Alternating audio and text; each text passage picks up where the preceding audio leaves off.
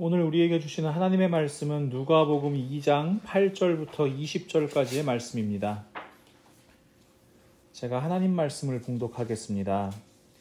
그 지역의 목자들이 밤에 밖에서 자기 양떼를 지키더니 주의 사자가 곁에 서고 주의 영광이 그들을 두루 비추매 크게 무서워하는지라. 천사가 이르되 무서워하지 말라. 보라, 내가 온 백성에게 미칠 큰 기쁨의 좋은 소식을 너희에게 전하노라. 오늘 다윗의 동네에 너희를 위하여 구주가 나셨으니 곧 그리스도 주시니라.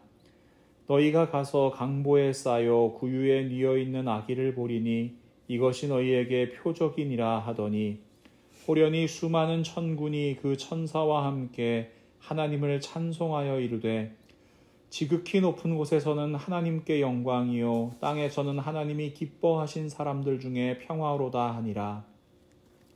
천사들이 떠나 하늘로 올라가니 목자가 서로 말하되, 이제 베들레헴으로 가서 주께서 우리에게 알리신 바 이 이루어진 일을 보자 하고 빨리 가서 마리아와 요셉과 구유에 누인 아기를 찾아서 보고 천사가 자기들에게 이 아기에 대하여 말한 것을 전하니, 듣는 자가 다 목자들이 그들에게 말한 것들을 놀랍게 여기되 마리아는 이 모든 말을 마음에 새기어 생각하니라. 목자들은 자기들에게 이르던 바와 같이 듣고 본 그 모든 것으로 인하여 하나님께 영광을 돌리고 찬송하며 돌아가니라. 아멘.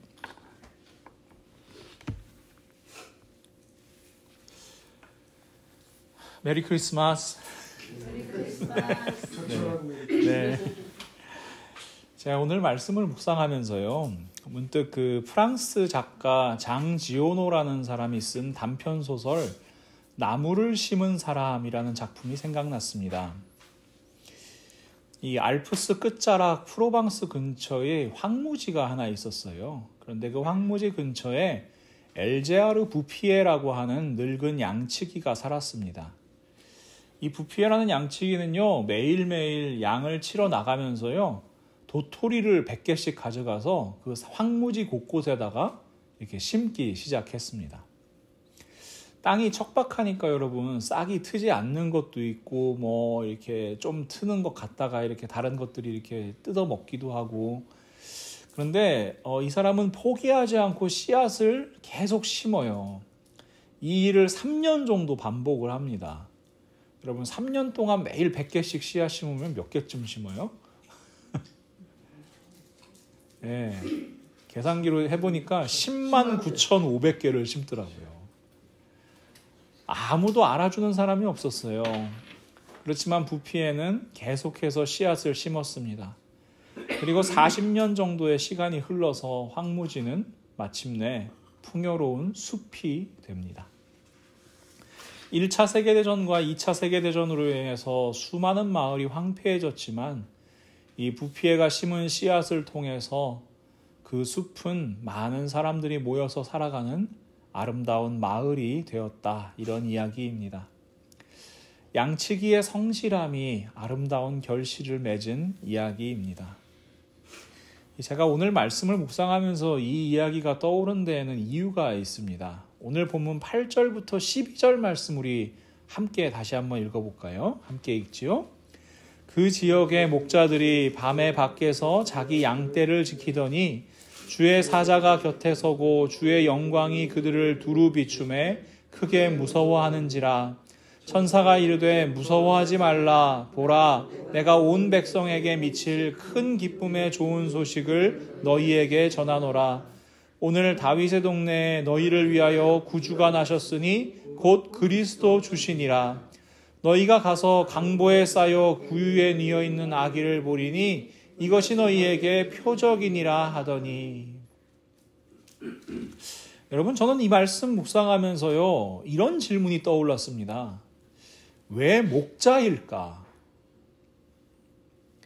왜 천사가 하필이면 목자들에게 나타나서 아기 예수님의 탄생 소식을 전했을까? 여러분, 그 당시에 모든 사람들이 다 메시아를 기다리고 있었잖아요. 그렇다면 천사들이 목자들보다는요, 조금 더 영향력 있어 보이는 사람에게 나타나면 좋지 않았을까요? 뭐 제사장이나 레위인 같은 좀 종교 지도자들한테 나타나든가 아니면 왕이나 귀족들처럼 좀 정치적인 지도자들한테 나타나면 예수님 오신 소식이 더 빨리 전해지고 더 신빙성 있게 전해지지 않았을까요? 도대체 왜 천사들은 목자들에게 나타나서 예수님 오신 소식을 전했을까요? 제가 좀 찾아보니까 이것에 대해서 여러 가지 견해들이 있어요.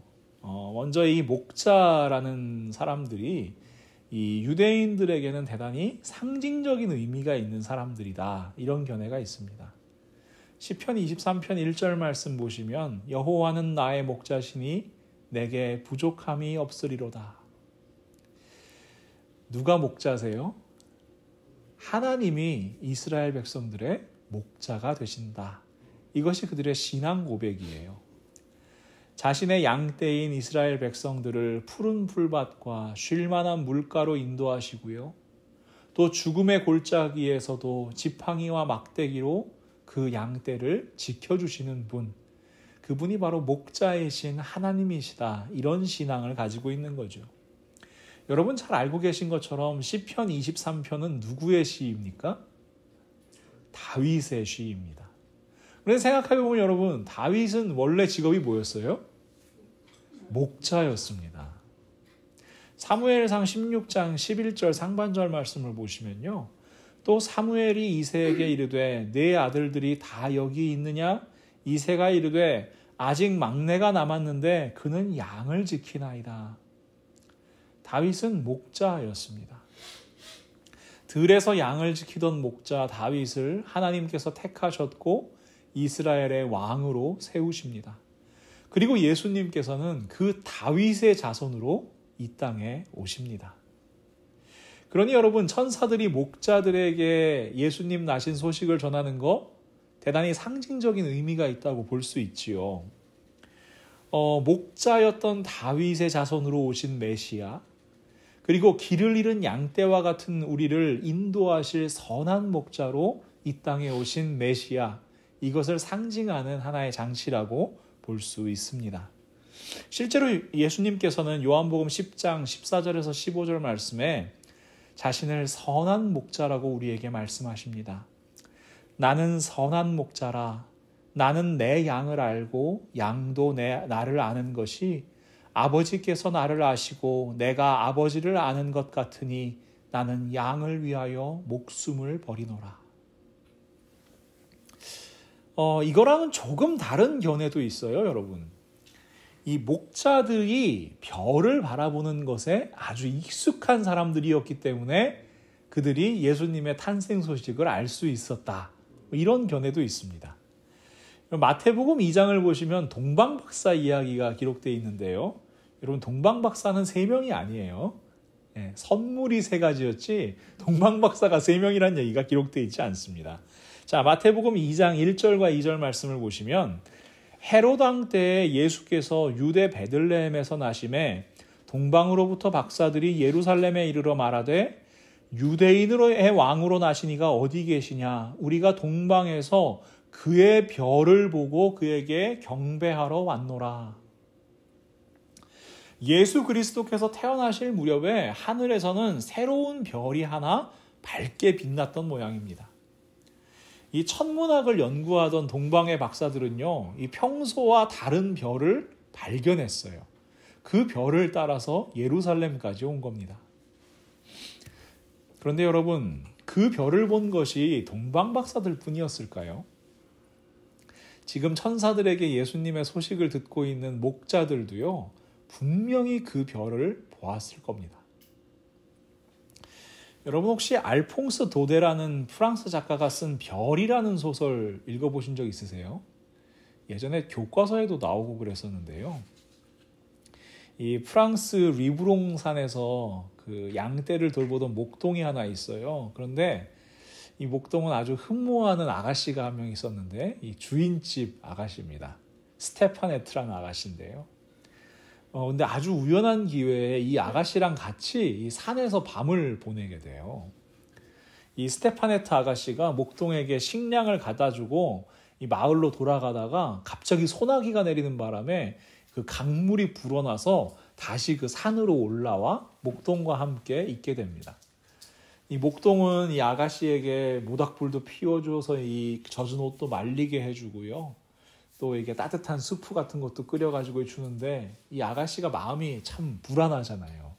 그래가지고 계속 울기만 하고 막 그래요. 그런데 하늘에서 이 별똥별이 떨어지거든요. 그러니까 이 스테파네타 아가씨가 야 저게 뭐냐 막 이렇게 물어보고 그러다가 이 별에 대한 별자리에 대한 이야기를 나누게 됩니다. 이 목동이 자기가 알고 있는 별자리 이야기를 아주 재밌게 이 아가씨에게 들려주는 거예요. 그러다가 이제 아가씨가 목동의 어깨에 이렇게 기대서 잠이 들었고 또 목동은 아침이 올 때까지 그 아가씨의 얼굴을 바라봅니다. 이 소설의 마지막 구절이 참 울림이 있는데요. 밤하늘의 가장 밝은 별 하나가 길을 잃고 내려와 내 어깨에 기대어 잠들었노라. 참 표현이 아름답죠. 근데 여러분 목동이 목자가 어떻게 이렇게 별자리 이야기를 잘 알아요? 매일 보니까. 네.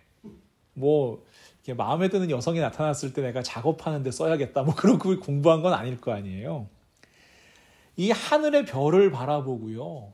또 그 별자리를 바라보면서 계절을 분간하고 또 날씨를 분간하고 이런 것이 목자들이 갖추어야 되는 가장 기본적인 지식이었기 때문에 그런 겁니다. 자, 이 계절이 오면 어느 곳에 초원이 있고 어느 곳에 물이 마르고 그러니까 어디로 이동해야 되고 이런 것들을 매일매일 알아야 되는 사람들이 목자들인 거예요. 그러니 여러분 밤마다 밤하늘 바라보는 이 목자들에게 이런 변화, 새로운 별, 눈에 띄는 것은 당연한 일인 겁니다. 자, 여러분 이런 변화들이 모두 의미가 있지요. 그런데 저는 말씀을 좀 깊이 묵상하면서 문득 이런 생각이 들었어요.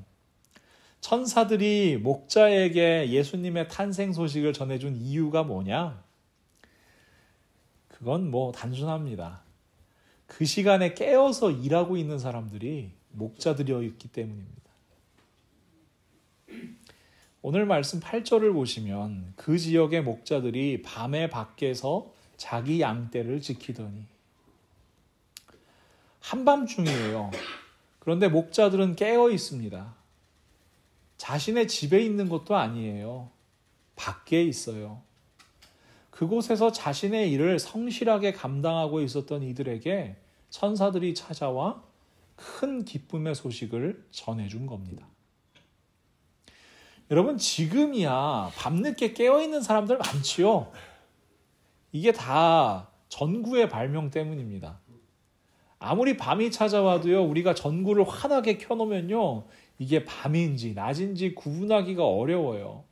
그래서 밤에 깨어서 뭐 여러 가지 뭐 이렇게 오락을 즐기는 사람들도 많고 또 밤에 늦도록 또는 밤새서 일하는 사람들도 많습니다. 그런데 이 당시에는요 여러분 밤이 오면 어떻게 해요? 다 자는 겁니다. 예, 다 자는 거예요. 밤은 자는 시간이었어요.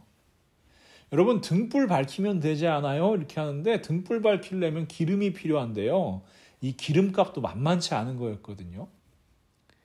그러니 해 떨어지면 다 자는 겁니다. 당연한 얘기지만 밤에 일하는 직업은요 거의 없었어요. 목자들은 밤에도 깨어 있어야 되는 사람들이었고요. 목자들은 편하게 잠잘 수 없는 사람들이었고요. 왜 그런가요? 초원에다 양떼를 풀어놓으면요 밤이 되면 들짐승이 오잖아요. 보통 양떼를 노리는 짐승들 대부분 야행성이죠. 그러니 이 몇 명의 목자들이 함께 지내면서요 계속 불침번을 서야 되는 거예요. 깨어 있어야 되는 거예요. 밤새도록 양을 지키고요. 또 밤새도록 밤하늘의 별을 바라보는 사람들, 이 사람들이 바로 목자들이었습니다. 그러니 이 목자들은요 한마디로 얘기하면 자기가 맡은 사명, 자기가 맡은 일 그저 성실하게 열심히 감당하고 있던 사람들인 겁니다. 목자들이 만약에 요령 피우면서 다 같이 잠들어 있다면 천사가 찾아와도 깨닫지 못했을 겁니다. 목자들은 그저 성실하게 일하던 사람들이었습니다.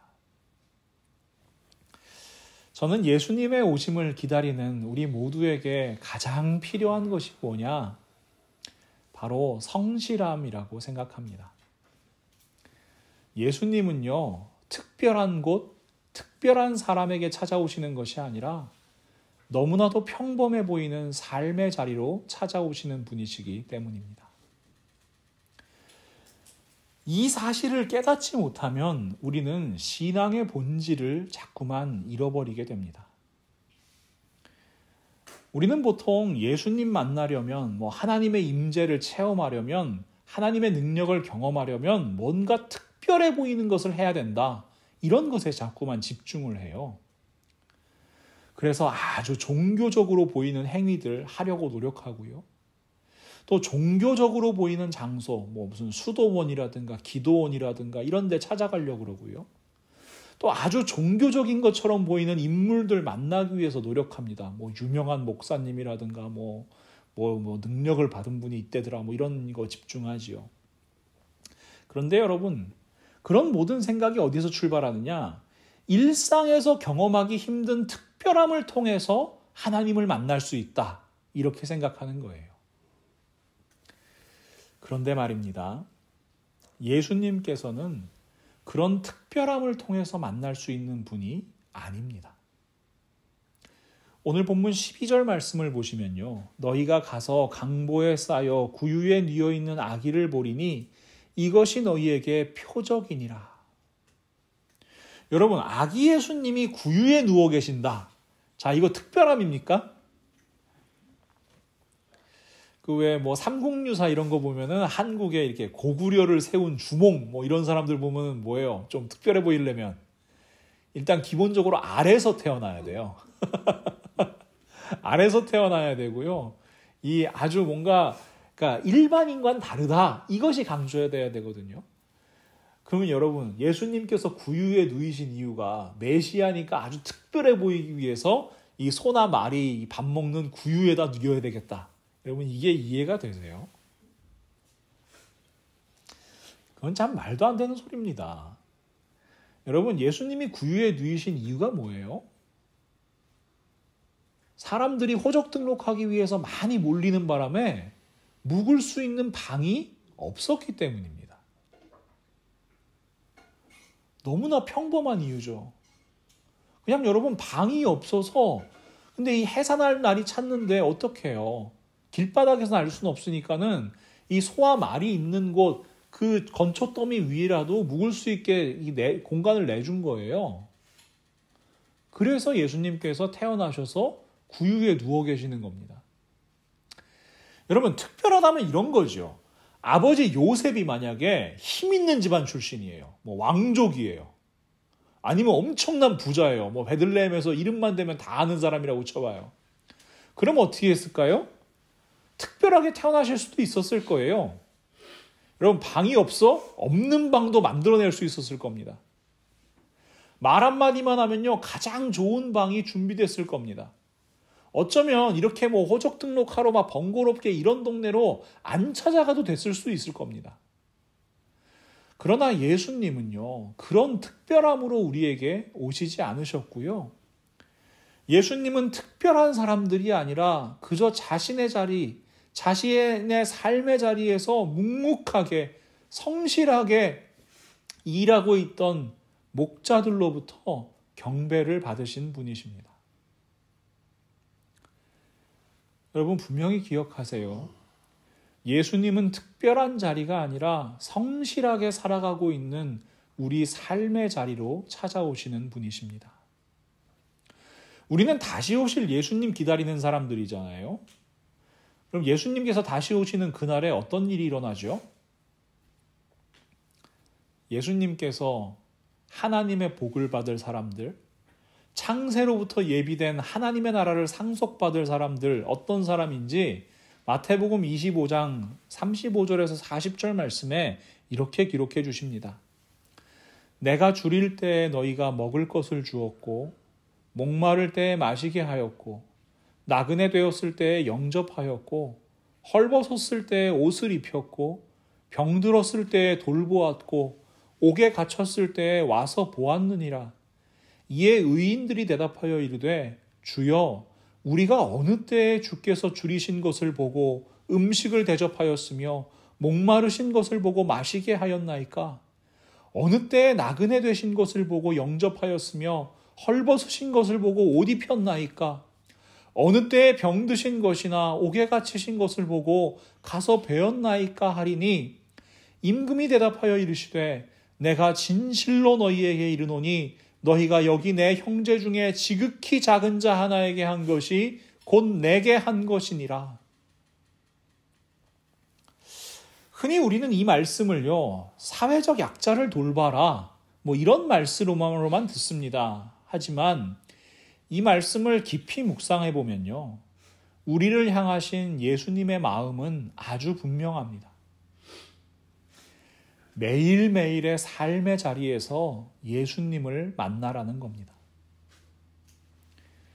일상생활 그 모든 자리에서 만나는 이들을 예수님으로 여기며 살아가라는 겁니다.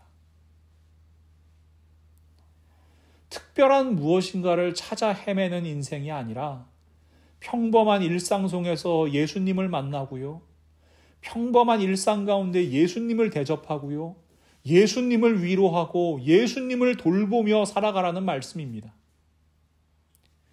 예수님께서 우리에게 거창한 것, 대단한 것 말씀하시는 것이 아니란 얘기예요. 우리에게 주신 삶의 자리에서 늘 그리스도인으로 정직하고 성실하게 나누고 베풀고 사랑하며 살아가라는 말씀입니다. 그래서 오늘 본문 마지막 말씀이 저는 아주 깊이 마음에 와닿았습니다. 누가복음 2장 20절 말씀 우리 한 목소리로 읽어볼까요? 잘 집중하지 않는 말씀인데요. 함께 읽어봅시다. 목자들은 자기들이 이르던 바와 같이 듣고 본 그 모든 것으로 인하여 하나님께 영광을 돌리고 찬송하며 돌아가니라. 자, 목자들 지금 이 땅에 오신 메시아를 보았습니다. 만났습니다. 천사가 나타나서 자기들에게 한 말이 모두 거짓이 아니라는 것을 확인했습니다. 수많은 천군 천사의 찬송을 들은 것이 꿈이 아니라는 것을 깨달았습니다. 그리고 자신들이 천사로부터 들었던 그 이야기를 요셉과 마리아 그리고 그곳에 있던 사람들에게 전해주었습니다. 제가 한번 여쭤볼게요. 자, 여러분이 목자라면 앞으로 어떻게 사시겠습니까? 지금 하나님께서 약속하신 메시아가 여러분의 눈앞에 있어요. 그분을 만났어요.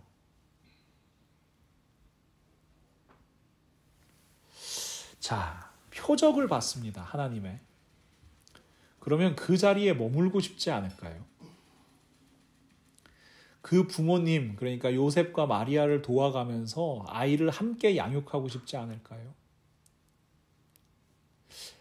이게 왜 그러냐면요. 이 당시에 메시아라는 것은 보통 정치적 메시아를 기다렸어요. 다시 말하면 다윗의 자손에서 메시아가 오신다, 그 이야기는 그 화려했던 다윗 왕조, 그 다윗 왕조의 부활을 의미했기 때문입니다.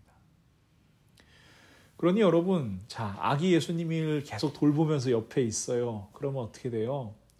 메시아 삼촌 정도로 이렇게 여겨질 수 있는 찬스가 그들에게 오지 않을까요? 메시아 옆에 머물면 한 자리 꽤 찰 수 있다는 생각 들지 않을까요? 그런데 목자들의 모습을 보세요. 하나님께 영광을 돌리고요, 찬송하며 가장 중요한 말씀, 돌아갑니다. 하나님의 영광을 보았습니다. 말씀이 육신이 되어 이 땅에 오신 것 보았습니다. 그러니 감사와 영광의 찬송이 저절로 나오는 거지요. 그런데 목자들은 찬송을 부르면서 돌아갑니다. 어디로요? 자신이 돌보고 자신이 지켜야 할 양떼를 향해서 돌아가는 겁니다. 자기의 삶의 자리로 돌아가는 겁니다. 그래서 다시 성실하게 자신이 맡은 일을 행하면서 살아가는 겁니다. 그들의 삶은 참 평범해 보입니다. 평소와 다를 것 없어 보입니다. 그러나 그들의 삶은 이미 변화되었습니다. 저는요, 이 목자들이 메시아께서 오셨다는 소식을 평생에 걸쳐서 증거했을 것이라고 믿습니다. 그들의 평범한 삶의 자리에서 말입니다. 여러분, 목자인 그들의 모습은 똑같은 것 같아요. 그러나 그들은 예수 그리스도의 탄생을 목격한 증인으로 살아가게 된 겁니다. 그리고 그들의 증언을 하나님께서 누가라는 사람의 손길을 통해 하나님의 말씀으로 기록해 주십니다. 그리고 그들의 증언을 지금 우리는 함께 읽고 함께 믿고 함께 찬양하며 살아갈 수 있는 겁니다. 여러분, 이것이 신앙생활이에요. 일반적으로 신앙생활 잘한다 그러면 어떤 모습 떠오르세요? 교회 열심히 다니고 온갖 예배, 부흥회, 집회 다 따라다니고 여러 가지 종교적으로 보이는 행위들 열심히 하는 거 떠올리는 경우가 많잖아요. 그러나 여러분, 제가 여러 번 말씀드렸지만은 기억하세요. 신앙생활은요, 신앙을 가진 이들의 생활입니다. 신앙을 가진 이들의 생활이 바로 신앙생활이 되어야 합니다. 그러니 여러분, 우리 함께 모여서 예배하고 찬양하고 하나님 말씀 들었습니다. 그러면 우리는 하나님께 영광을 돌리고 찬송하며 각자의 삶의 자리로 돌아가야만 합니다.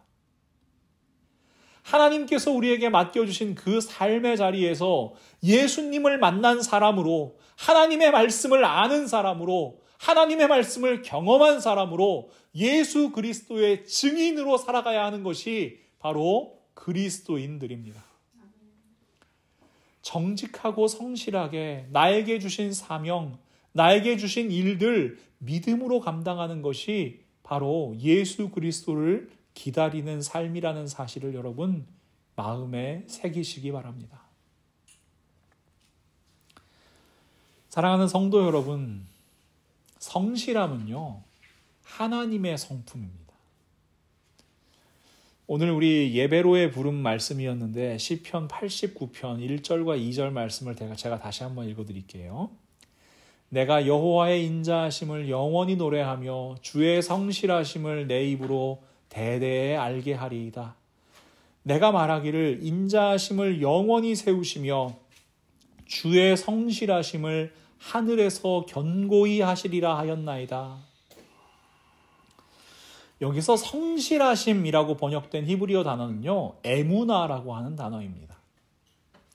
이 에무나라는 단어는 확고하다, 변함없다, 신실하다, 정직하다라는 의미인데요. 이 에무나라는 단어는 믿음이라고 번역되기도 합니다.